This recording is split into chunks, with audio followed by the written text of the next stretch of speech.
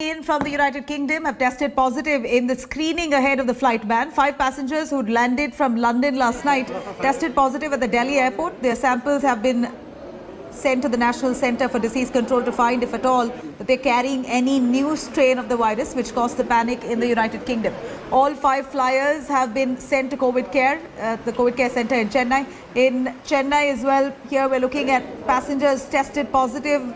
One passenger who's returned from the UK via Delhi, he's tested positive. His sample has also been sent to Pune Viro Lab to check if this strain is the new virulent strain erupted in United Kingdom.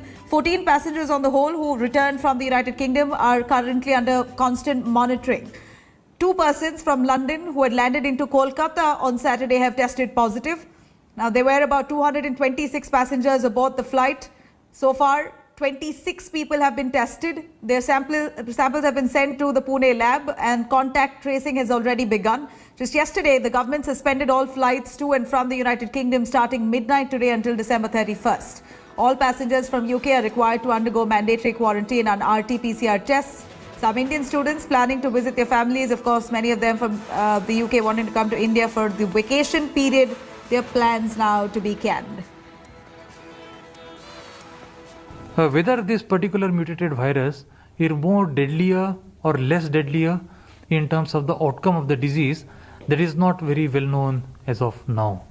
So there is no reason to worry as of now as far as the final outcome of the disease is concerned.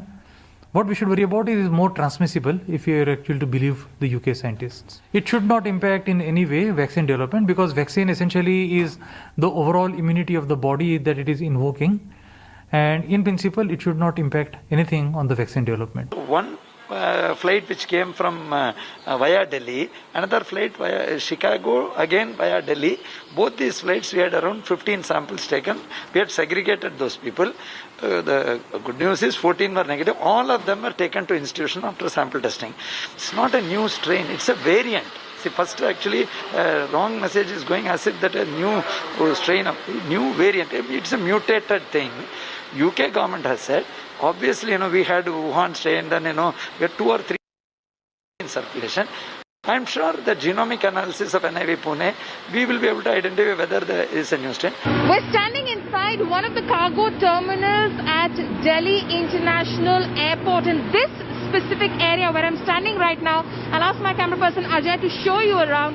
This is where the COVID-19 vaccines, when they come in, will be stored. These are cargo facilities, temperature-controlled cargo facilities. So the temperature that I'm standing in right now is about 2 to 8 degrees. This is the temperature which will be maintained in this section where I'm standing right now. There are sections which are warmer as well, but we know that the vaccine needs to be stored in cooler temperatures. It starts from about plus 25 degrees Celsius and it goes to minus 20 degrees Celsius. That's the cold storage which goes up to minus 20 degrees Celsius where the vaccine can be stored. In order to understand how much can be stored over here, of course you can see these racks. These are where the vaccines will be kept. There will be more racks which will be added over here. And what we're being told is like 2 freighters worth of vaccine material and doses can in fact be stored over here. The total capacity in terms of weight stands at about 1.5 lakh metric tons, but they say, Delhi Airport authorities say, that can be expanded as well. So this is how it's going to look like, the airport preparing itself in order to store the vaccine that comes in over here. Hi everyone, Preeti Chaudhary here. Hope you like this video. For latest news and analysis, like and subscribe to the India Today YouTube channel. And don't forget to press the bell icon to stay updated. Thank you for watching.